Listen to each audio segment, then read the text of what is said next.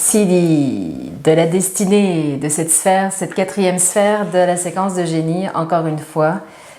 Les CD, qu'est-ce que Richard Rudd nous partage ou nous inspire sur cette essence divine de cette sphère? Moi, ce que je retiens des CD, c'est que c'est 64 pièces du même puzzle, qui est Dieu, qui est la source, qui est la lumière, là où tout a commencé. Puis, en termes émotionnels, il parle, c'est les 64 définitions de l'amour aussi. Puis, moi, dans ce que j'ai compris aussi des anciennes civilisations, il y a beaucoup de ça, en fait, qui était de contempler Dieu qui était en nous, mais qui faisait partie de tout. Et puis, autant la fleur que l'autre humain à qui j'ai une interaction, autant que la pierre, autant que le meuble que je suis en train de construire. Donc, c'est l'essence divine qui t'habite, mais avec lequel tu vois la vie. Et puis, qui devient ta réalité. Et c'est ce que tu es. C'est ton essence d'être. Dans cette sphère-là, c'est particulièrement ça. On les a dans toutes les sphères, mais cette sphère-là, elle est vraiment dédiée à cet état d'être tellement bien avec sa conscience qu'avec son corps, que là, c'est ce qu'on émane naturellement. Pour toi, c'est la 23, donc c'est la quintessence, hein, dans le... Comment tu la qualifies, toi, la quintessence? Comment tu l'exprimes? Comment tu l'as contemplée? Moi, ce que j'ai compris de la quintessence, c'est l'essence, dans l'essence, dans l'essence, dans l'essence. Ça me ressemble beaucoup, ça, en fait. Moi, je dessine des spirales depuis que je suis toute jeune, tu sais. Fait que dans la douche et puis tout ça, je faisais toujours ça. Puis je crois que... Puis c'est pour ça que je deviens autant excitée quand je dis que je sais rien, puis de plus en plus que j'apprends, de plus en plus que je sais rien, de plus en plus je deviens excitée. Mais c'est parce que c'est l'essence, dans l'essence, dans l'essence, dans l'essence. Pour moi, ça fait plein de sens quand je regarde ce mot-là de cette façon-là, dans ma vie, comment je le vis. Puis tu parles beaucoup de fractal aussi. Tu sais, c'est dans la quintessence, c'est vraiment dans le fractal. Le fractal, c'est comment une réalité se retrouve dans une autre réalité, plus petite, plus petite, plus petite, à chaque fois plus, ou plus grande, plus grande, plus grande. Il y a vraiment... Dans tous les cas, il y a cet espace de récupérer la même information. C'est comme une information universelle ou un code universel, hein, c'est ça. Puis dans ton quotidien, cette essence de sens, donc ça se manifeste comment dans le pratico-pratique, cette quintessence? Comment tu la vis? Parce que c'est ton corps qui la vit finalement. Comment tu te sens quand tu atteins cette essence divine? Je pense que c'est très inconscient, là. Moi, ça l'est d'ailleurs, c'est une sphère inconsciente.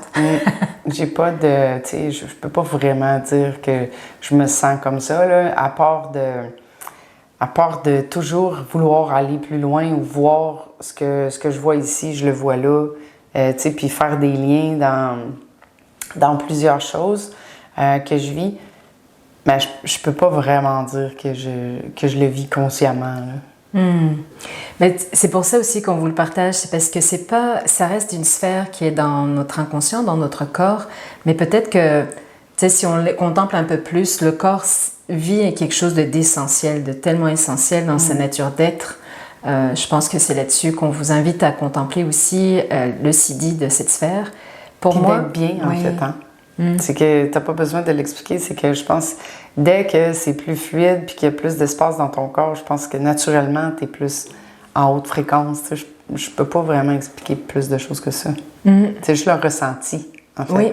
C'est pas ici, c'est comment ton corps se sent, puis c'est vraiment ça, le don, c'est d'habiter ton corps en t'imaginant comment tu serais à ton meilleur, le plus relax, et puis tout ça. Puis si tu te sens près de ça ou ça, ben naturellement, c'est la même chose. Moi, dans cette sphère, j'ai la clé 11. La clé 11, le CD, c'est la lumière. Donc, comment je suis lumière, ce serait bizarre de le dire de même, mais comment on m'a souvent... C'est pas quelque chose que moi je peux dire que je ressens, que je perçois, mais dans mon mécanisme à moi, c'est sûr que quand je suis en présence des gens, je mets en lumière certaines choses. La mise en lumière de certaines choses, soit par une interaction ou juste par ma présence, les gens ressentent une mise en lumière d'un des aspects chez eux. Mais intérieurement, c'est d'avoir plus de clarté d'esprit, c'est encore plus de rester dans cette nature que tout a une perfection, etc. Puis on m'a souvent aussi dit qu'à ces moments-là où j'étais tellement bien, vous vous êtes probablement fait dire ça aussi, mais moi c'est particulier qu'on me dise t'es vraiment lumineuse. Donc là il y a quelque chose probablement qui se dégage de mon être. Puis quand je suis dans quelque chose que j'aime ou que je suis naturellement là où je dois être et que je fais ce que je suis là pour être, c'est souvent ces commentaires-là que je vais recevoir, mais pas parce que moi je cherche à shiner ou je me mets du gloss pour briller ou des vêtements tous pétillants, là. Mais il y a ce reflet qu'on me partage de cette luminosité qui s'émane de moi naturellement ou qui met en lumière aux gens. Puis les gens sont comme « Ah oui, tu m'as permis de voir quelque chose. Donc c'est vraiment une mise en lumière parce que je suis naturellement et par... Donc là, c'est d'un état, comme tu disais, c'est beaucoup de calme. On se souvient que dans la sphère du rayonnement, c'est comment on arrive à slow down, à ralentir notre rythme pour syntoniser la fréquence tellurique, donc la fréquence de la Terre, la résonance de Schumann.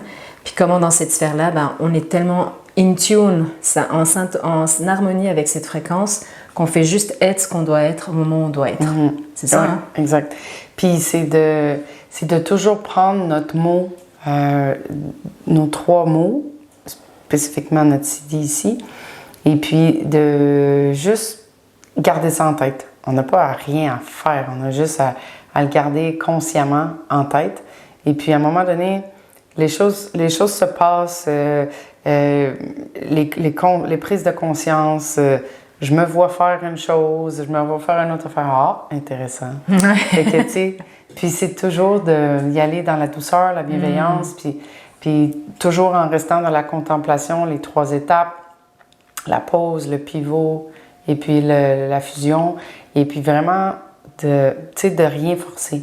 Puis c'est pas un truc que, là, on le fait une semaine, mais on s'entend que c'est beaucoup plus long que ça. C'est une vie que ça se passe. Puis de plus en plus qu'on laisse de place à la contemplation, de plus en plus qu'on crée d'espace, de plus en plus qu'on crée de temps aussi, et puis de plus en plus qu'on crée d'aisance.